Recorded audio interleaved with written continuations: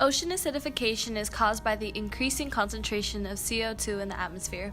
This is a result of copious amounts of carbon dioxide being emitted into the air, predominantly by burning fossil fuels.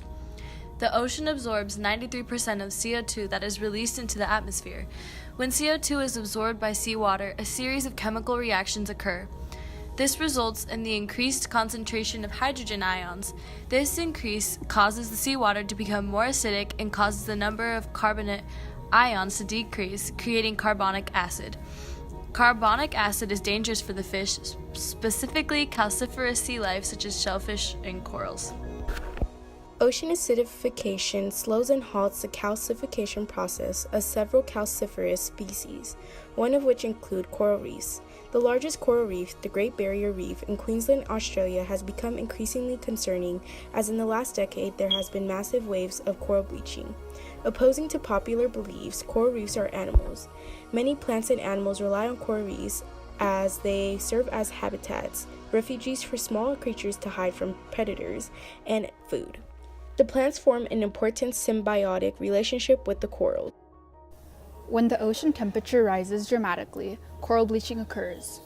The algae living among the coral, which gives coral reefs their colors, are killed, leaving the coral reefs stark white and dying. Dying or dead coral reefs serve as inadequate homes for the fish living in them. The consequence of this is that unprotected sea life are forced to reproduce, find food in new areas, and shelter in areas they would otherwise not. Species that rely on coral to live are disappearing. This is only one effect of excessive carbon dioxide emissions. Australia is known for its abundance of animals.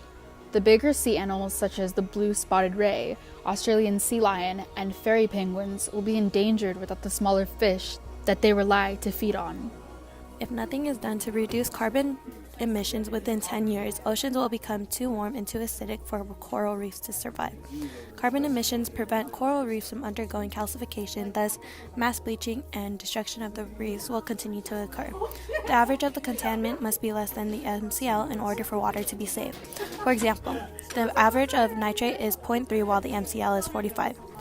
It's crucial to care about your local water quality because if we cannot bring down our CO2 levels, the chemicals will find itself in the ocean and pollute our waters and animals even more. While it's easy to complain about the issues surrounding ocean acidification, being an active participant in the reduction of carbon dioxide usage is the only way to make a difference.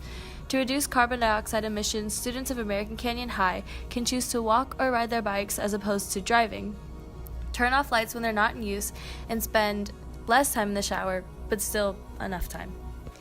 An easier way students can make a difference here on campus is through the Environmental Club. The Environmental Club is selling water bottles that can reduce our carbon footprint. The community can also contribute by avoiding traffic, utilizing reusable water bottles, reduce meat consumption, harnessing energy by using solar panels, and as well as hand washing and hang drying clothes. Thank you for listening.